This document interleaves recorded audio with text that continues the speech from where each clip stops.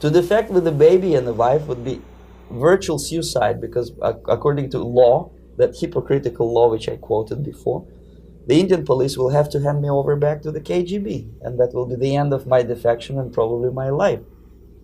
Again, I cannot smuggle my wife because she was not quite sure what I was doing. She was not that idealistically involved, and she was definitely not in the total picture of what I was doing for the KGB. She would be shocked if I put her in my van and drive her to the American embassy or elsewhere. That would be a greatest danger. So again, I had to defect in such a way that my defection would look as simple disappearance. And there were many cases like that when the Soviet agents simply disappeared, either killed in action or, thanks to their curiosity and their close contacts with radicals, some of them were killed by the Marxists, by the way. It happened in many African countries when the Soviet KGB were killed by Africans themselves. Not because they hated Marxism-Leninism, but because they were simply trigger-happy bunch of unruly characters. If you give them a machine gun, they will shoot. And some of the Soviets obviously were not careful enough to protect themselves, and they got into embarrassing situations when they were shot at the crossfire between factions of so-called liberation movements. Anyway, so I decided, as I said, to study the counterculture. I decided this probably would be the best way to disappear. I socialized with characters like this. On the left, you see, he's a barefoot American hippie. It took me quite a long time to study exactly what they were doing and how to mix with them. But eventually I did it. Most of Indian newspapers carried my picture and promise of 2,000 rupees for information about my whereabouts.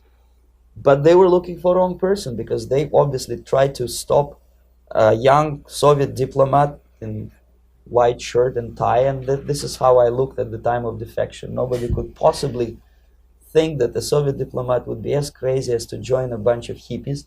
That's you. Travel India and smoke hash. So I made it literally almost like a Hollywood-style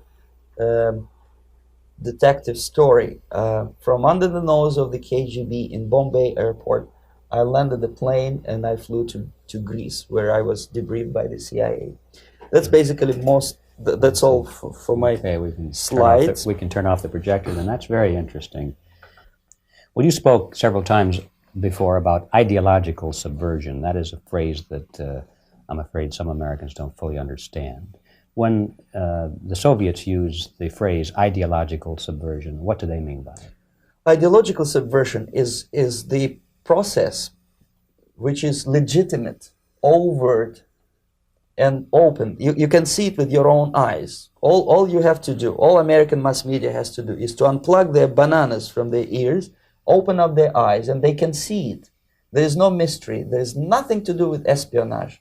I know that espionage intelligence gathering looks more romantic. It sells more deodorants through the advertising, probably. That's why your Hollywood producers are so crazy about James Bond type of thrillers. But in reality, the main emphasis of the KGB is not in the area of intelligence at all. According to my opinion and opinion of many defectors of my caliber, only about 15% of time, money, and manpower is spent on espionage as such. The other 85% is a slow process which we call either ideological subversion or active measures, активные мероприятия in the language of the KGB, or psychological warfare. What it basically means is to change the perception of reality of every American to such an extent that despite of the abundance of information, no one is able to come to sensible conclusions in the interests of defending themselves, their families, their community, and their country. It's a great brainwashing process which goes very slow, and it's divided in 4 basic stages. The first one being demoralization. It takes from 15 to 20 years to demoralize a nation. Why that many years?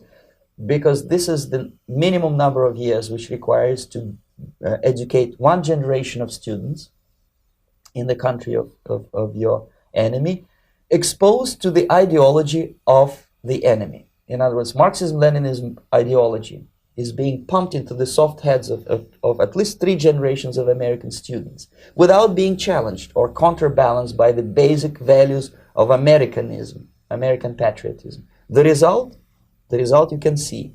Most of the people who graduated in the 60s, dropouts or half-baked intellectuals, are now occupying the positions of power in the government, civil service, business, mass media, educational system.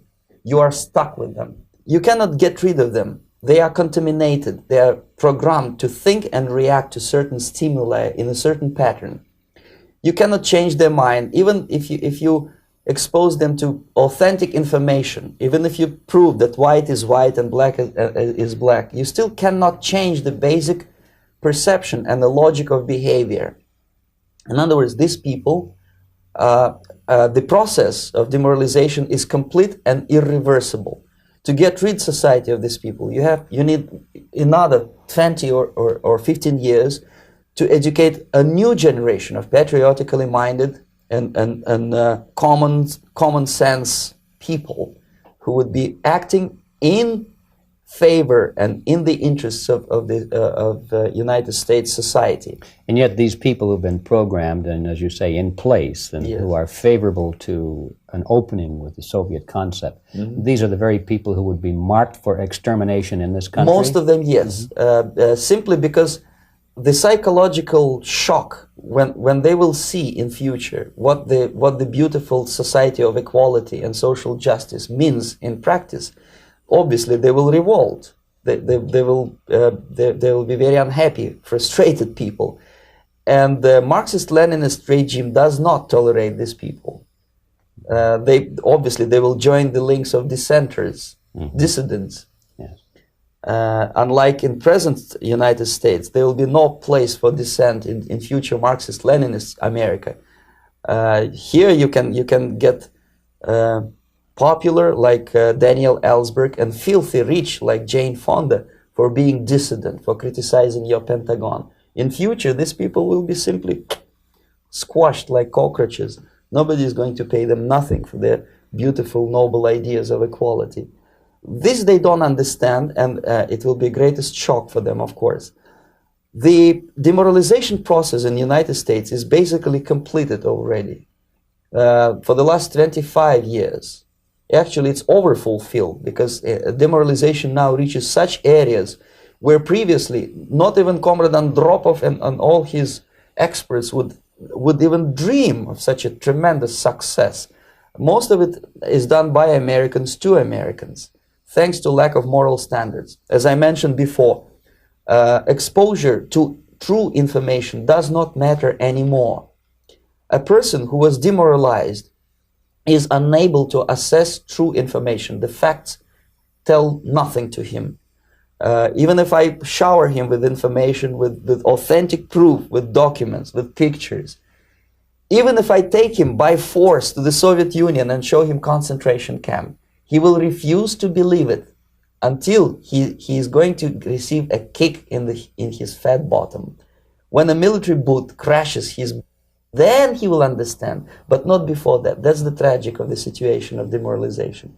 So basically America is stuck with demoralization, and unless, even if you start right now, here, this minute, you start educating new generation of Americans, it will still take you 15 to 20 years to turn the tide of ideological perception of reality back to normalcy and patriotism.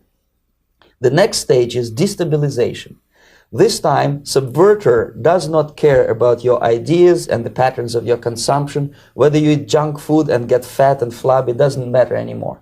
This time, and it takes only from 2 to 5 years to destabilize a nation, what matters is essentials: economy, foreign relations, defense systems.